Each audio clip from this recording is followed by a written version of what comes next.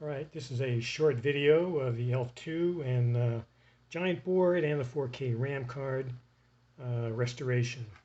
So I've also included, I made up some cables for cassette, so those would get plugged into here. The monitor will take advantage of that. We also have the power supply, which has been restored, and I have a long flexible cable you can use, or the standard barrel plug, so you can just plug it right in. So that's been restored. The main board itself, of course, is restored. There are two modifications made to it. So one is, we flip this over, you can see the daughter board here on the right side. So that will display what's in the keyboard buffer before you hit the enter key.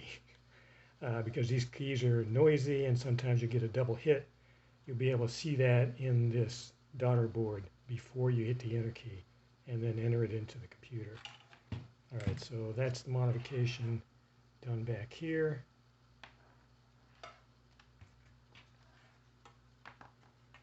And then the other modification is, of course, the old analog voltage regulator is gone.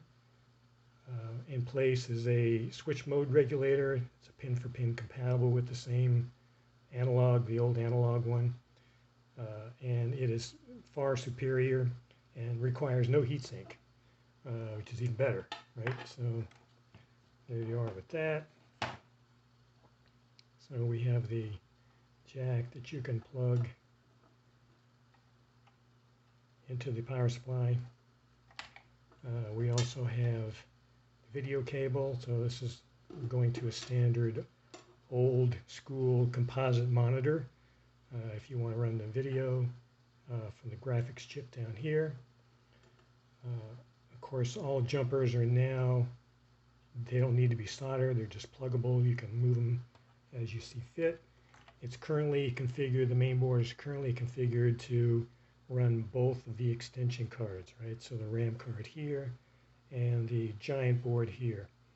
You'll note that the main system memory has been removed. That's because you're using the 4K RAM card. Okay, so cards have also been fully restored. These have all been put back to factory configuration. All the jumpers have been removed. Everything's been cleaned up. All right, so this is the giant board. It goes in the far left slot. It does slightly hit the yellow post here, that yellow post right there. So just when you're inserting the card on the back side, just sort of push the PC just a tiny bit and it'll fit right in past the post. 4K RAM card also been fully restored. There was a problem with it with this hex driver, which has been replaced, and I put it in a socket so that in case anything happens to it again, you can just unplug it, plug in a new one.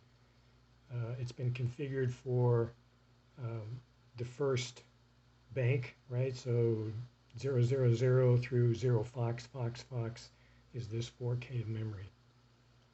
And that goes into this slot. Just make sure you bolster the back of the, move this camera back a little bit, just bolster the back of the PCB main board before you plug it in, and it just plugs right in like that. Alright, so now we're going to plug in the power supply, which I just did, and when you power up, just plug it in. So you'll see both displays come up with some random stuff. And you'll note now the daughter board up here is going to show you whatever you key into the, so whatever you key in here is going to show up in the daughter board first, and then when you hit the enter key, then it'll get loaded through DMA into the memory. So the giant board has an onboard monitor.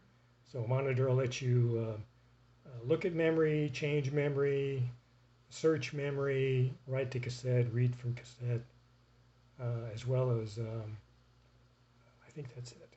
Yeah.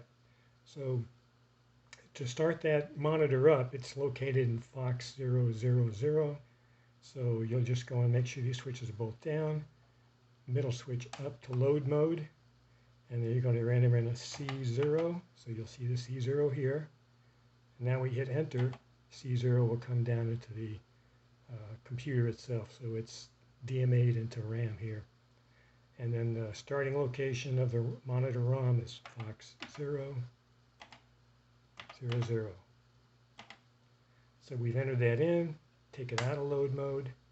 Now when you hit run, it's going to execute that C0 Fox 000, and that will jump to the monitor ROM. So it's now in the monitor ROM, and we're going to load in a quick program just to show you how that the RAM's working and that the monitor ROM is also working. So monitor ROM for writing memory is 02. Enter.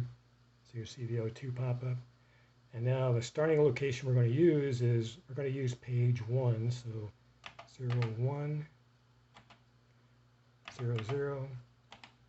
Now you see the QLED light up. So we're in write mode.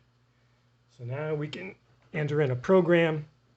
And what we're going to do is a 7A. So that says light the QLED. And we're going to write that to memory location 0100, which we just did. And then we're going to jump based on the input switch back to itself as sort of a wait. It's going to be a wait instruction. So we're waiting to hit the input key. So 3F is that instruction, and the location would be 01. And you can see this in the manual. So enter 1. And then the next step in the program will be we'll turn off the QLED, 7B, enter. And then we're going to jump 30 back to the beginning, 0. So now that we've entered that in, just go to reset, start, run again, and then we're back on the monitor again. And we're going to do a 00, which says run a program, and the location is where we just put it in, 0100.